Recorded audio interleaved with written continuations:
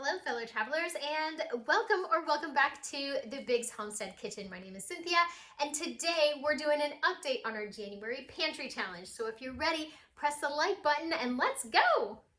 I don't have any shots of Friday night's dinner because Mr. B had a fever.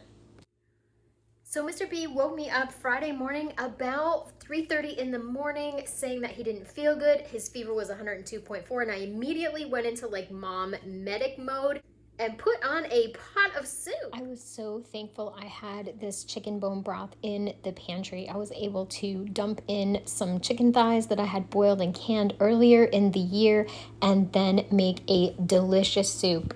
I added bay leaf, a ton of garlic, a ton of onion, and some kale to bump up the nutrient value. This actually worked out great with the pantry challenge because look at all these jars I was able to use up. And of course, I put some gluten-free noodles in it just for the comfort factor. Mr. B is not 100% better yet. I think he'll be taking a few days off of work next week. This left him wiped out and he's still teetering on the edge of wanting to get a fever. So I don't really know what this is. I'm thinking it's the flu. Update for last week's cabbage rolls. We got 6 quarts ready to go on the shelf. Mr. B and I started off a breakfast with some more fried potatoes, bacon, and eggs. Meal prep is underway. Sunday, Soup Sunday. Mr. B is gonna have this hamburger soup. He is still recuperating from his flu. This was in the freezer. And I'm gonna have some chili. I love chili. I could eat chili every day. Next up, he's gonna have these chicken legs. These are gonna be reheated in the air fryer. And he's gonna have some Alfredo pasta to go with that and some kind of a vegetable. Don't know what that's gonna be yet. Next up is our Saturday night repeat recipe incoming. We're gonna have these turkey meatloaf patties. Wow, they were so good. And the broccoli. So that's Tuesday night. Wednesday night, we're gonna have these sausages that I got on markdown for $3.74 a couple of months ago. Look at that, they've been in the freezer. And these sweet potatoes. We also need to have a vegetable. Don't know what that is yet. Thursday, I'm going back to the saucy apple pork chops. This was an instant favorite for us. We absolutely love this recipe. Mr. B needs something for his breakfast next week, so why not just go with this applesauce bread right above the saucy apple pork chops? These were leftover from last night. They are so good. So here we go, let's get to work. Here's a panoramic view of the kitchen during meal prep. Just to give you a little hint about why maybe your meal prep looks chaotic. And mine does too, hey. It's a little crazy. I am doing my best trying to get through these sweet potatoes. Take a look. The state of these sweet potatoes, I'm just having to cut around anything that I can find that might be good. It's pretty depressing, to be honest.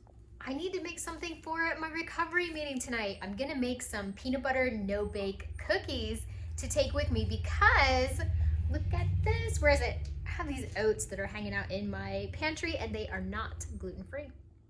Don't you love it when the food comes out pretty like the picture in the cookbook? Hey there travelers, it's Saturday night again. I don't want to be in the kitchen. You don't want to be in the kitchen. Let's make another vintage recipe from 2001.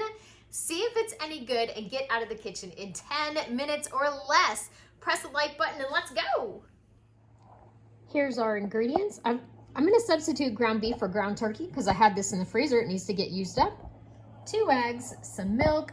It says to crush up saltines, but I have these gluten-free breadcrumbs. I'm gonna use these, a little bit of oil, salt, chili powder, and it calls for Worcestershire sauce. Oh, that cabinet's always open. My gosh, I don't have Worcestershire sauce. It's not something I keep in my house. Maybe I need to, because all these vintage recipes, Worcestershire sauce is like in every single one. It also calls for some ketchup, and you're gonna serve it with the ketchup. And then here's the recipe screenshot. I'm just gonna block that. There we go. Boom. Okay. Oh, let's see if I can do it. Let's do this. I forgot onion. It calls for an onion. This video was recorded before I got sick. Right after this, I got a fever and ended up sick myself.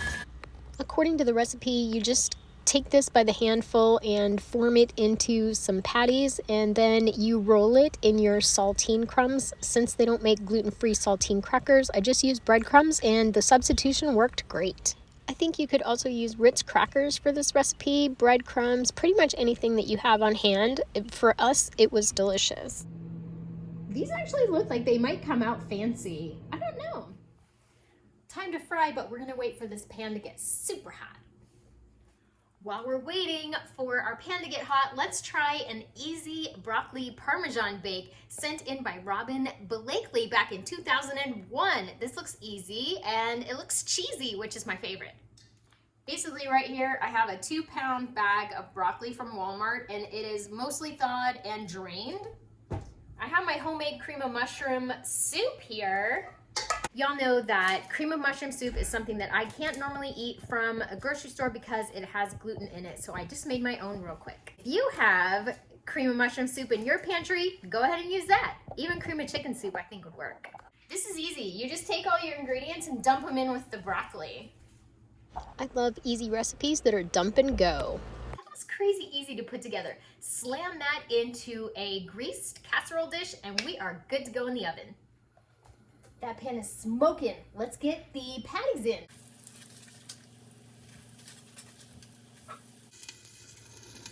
I flipped them and look at that. Those look so good.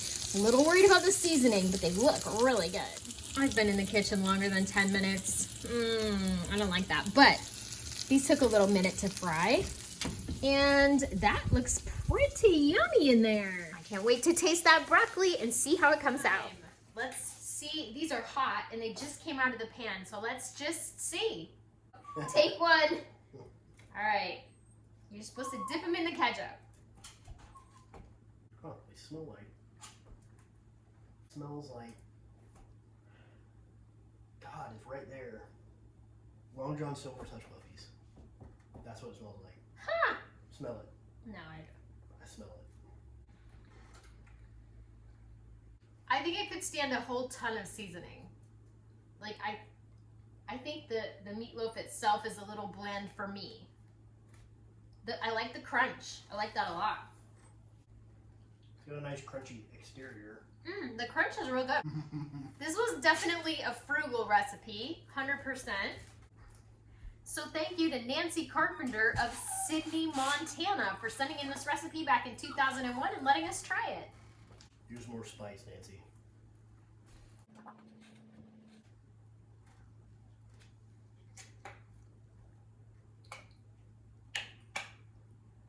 Good. He thinks it's good. Where do you go, hush puppies?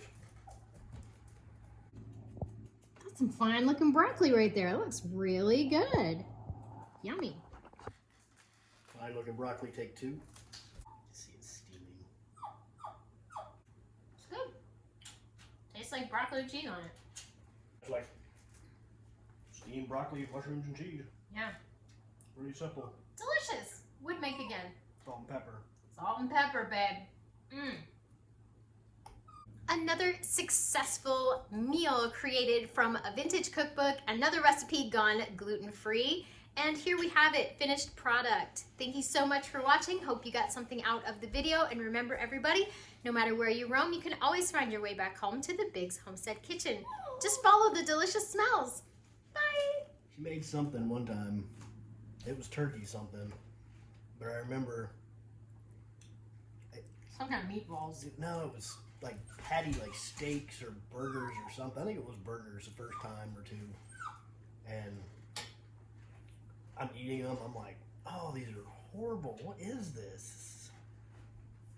This hamburger's bad or something. She's like, they're turkey burgers. I was like, oh, that's not bad for turkey then. I don't know. When your mind's set on something and it's not what you think it is, it's definitely a game changer.